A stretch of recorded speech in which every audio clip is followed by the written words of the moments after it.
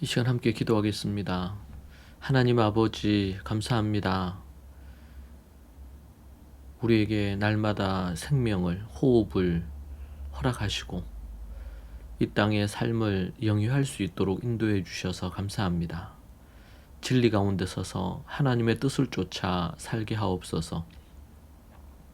아버지 하나님께서 오늘도 우리에게 말씀해 주시고 때로는 상하고 시린 마음에 하나님 치유와 회복의 역사 주시고 은혜를 내려 주옵소서.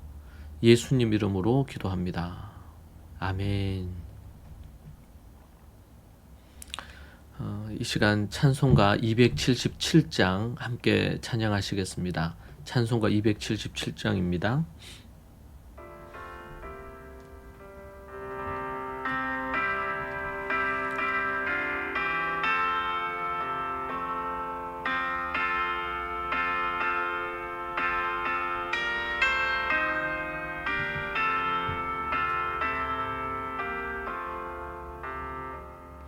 양떼를 떠나서 길 잃어버린 나 목자의 소리 싫어서 먼 길로 나갔네. 방탕한 이 몸을 큰 불효 행하여 아버지 음성 싫어서 먼 길로 나갔네. 잃은 목자는 그 양을 찾으러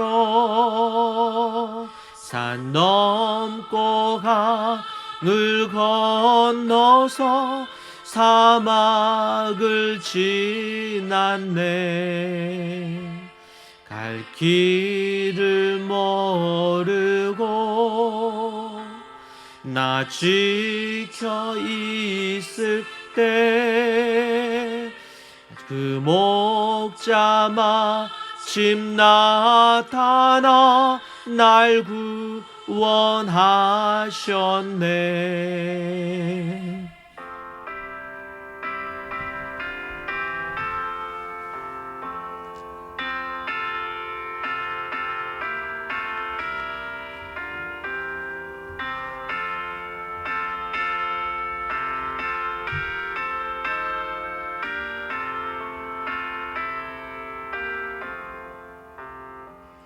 내 목자 예수는 날 사랑하셔서 피로 나를 씻으사 온전케 하셨네. 길 잃은 양 찾아 큰 위로 주시고 우리 안에 이끌어 늘 보호하시네. 때를 떠나서 맘대로 다녔네. 나 목자 음성 들으며 그 길을 따르러이. 나 이제 후로는 방황치 않으며 내 아버지의 집에서 영원히 살겠네. 아멘.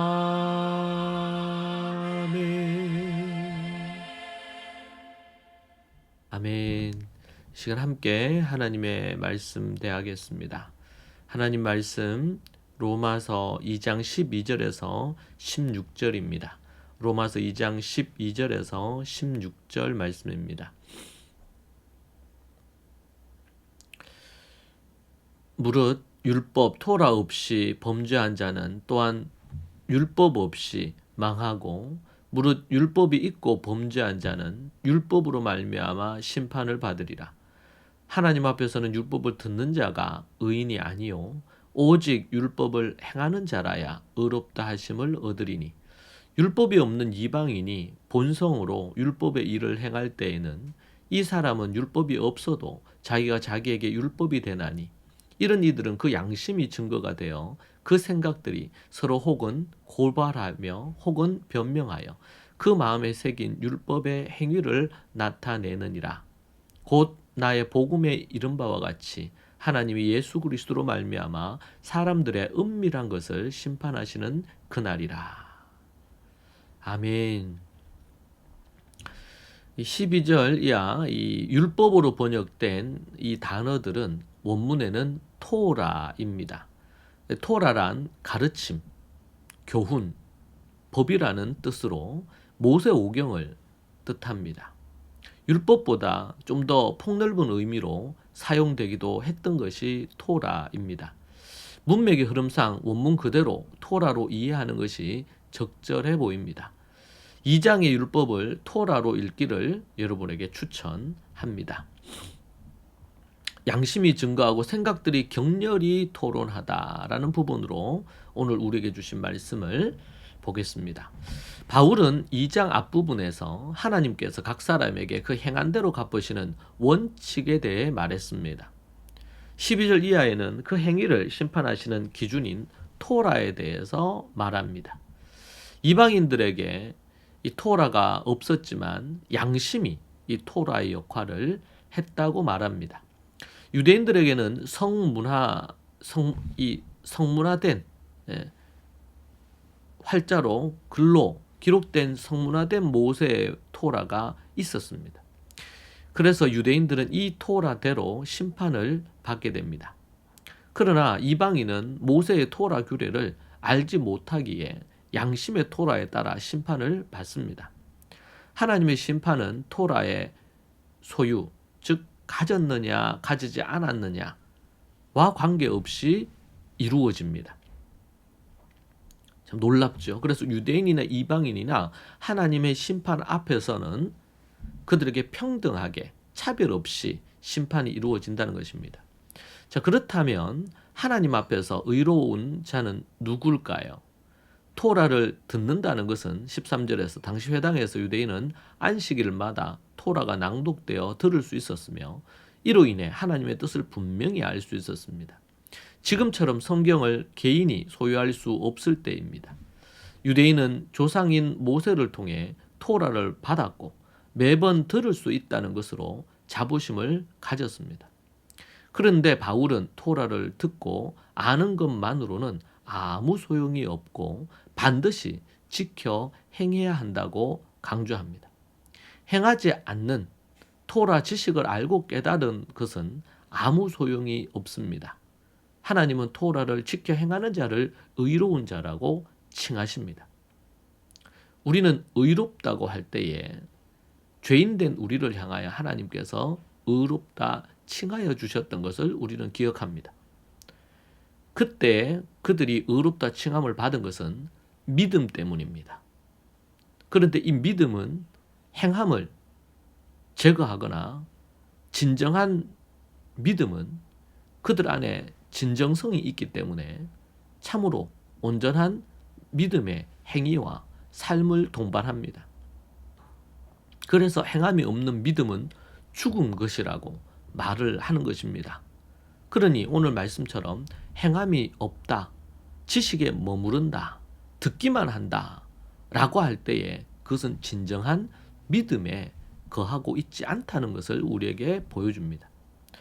유대인은 토라를 돌에 새겨진 것으로 모세를 통해 받았으나 이방인의 토라는 하나님이 그들의 마음에 새긴 것으로 자리합니다.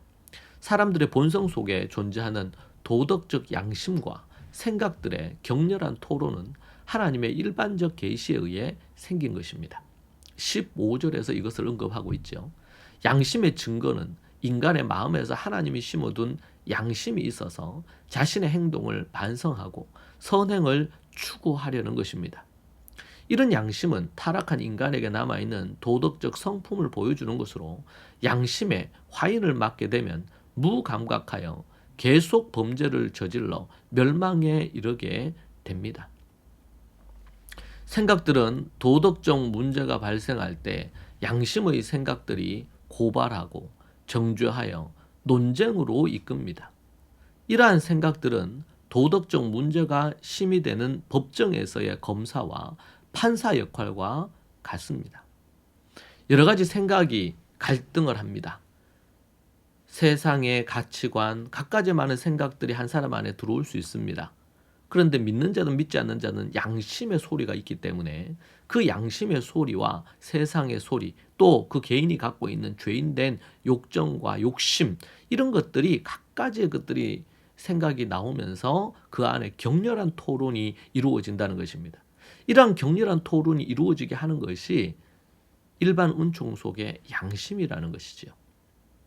사람의 마음속에 하나님이 허락하신 이 양심의 법이 작동하기 시작하는 것입니다.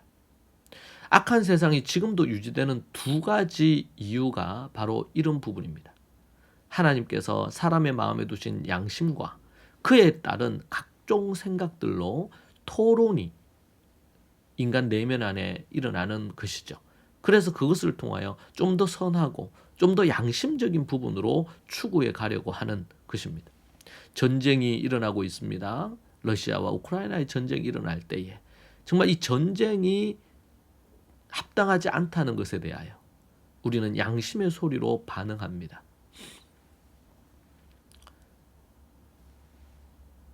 아무런 이 전쟁과 그게 없는 선량한 시민들이 억울하게 죽음을 당하거나 성폭행을 당하거나 갖가지의 많은 고통을 당하는 그 얘기를 들을 때 우리의 양심은 작동합니다. 고로 유대인이나 이방인 어느 누구라도 하나님을 모른다고 하거나 그분의 법을 부정할 수가 없습니다. 어떤 핑계도 될 수가 없다고 성경은 우리에게 바울이 말하고 있는 것입니다. 하나님은 바울을 통해 우리에게 온전한 믿음에 관하여 그리고 또 양심에 증거하고 그리고 생각들이 격렬히 토론하는 이것이 살아있는 우리 믿는 자들에게도 이것이 살아있어야 됩니다. 그래서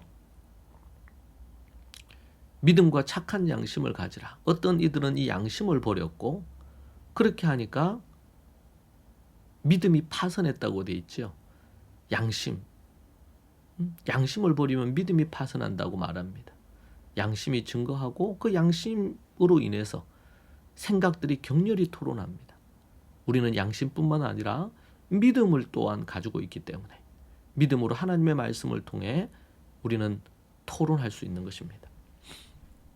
함께 우리가 이 말씀 붙들고 기도하십시다. 하나님, 우리 믿음의 식구들이 하나님 아래서 선한 양심을 갖고 착한 양심을 갖고 믿음으로 하나님 앞에 듣기만 하는 자가 아니라 행하는 사람이 되게 주님 도와주옵소서. 이 말씀 따라 살기를 소망합니다. 아버지 하나님 도와주시고 이 양심 따라 세상의 소금으로 빛으로 살게 하옵소서. 주께서 도와주시기를 원합니다. 예수님 이름으로 기도합니다. 이 시간 우리 함께 하나님 앞에 이 말씀 붙들고 기도하십시다. 선한 양심을 갖고 믿음을 갖고 살기를 소망하고 그렇지 못한 부분이 혹 있다면 하나님 앞에 회개하며 나아가고 우리의 마음을 우리의 생각을 우리의 행동을 고쳐가십시다. 하나님 앞에 우리가 그러한 자가 되기를 갈망하고 또 여러분의 기도의 제목으로 기도하시기 바랍니다. 주여 주여 주여 하나님 아버지 주님 붙들어 주시고 인도하옵소서. 하나님의 은혜와 능력 가운데 서게 하여 주시고 주님 간섭하여 주시옵소서. 성령의 은혜와 능력 가운데 서기를 소망합니다. 주님 도와주옵소서.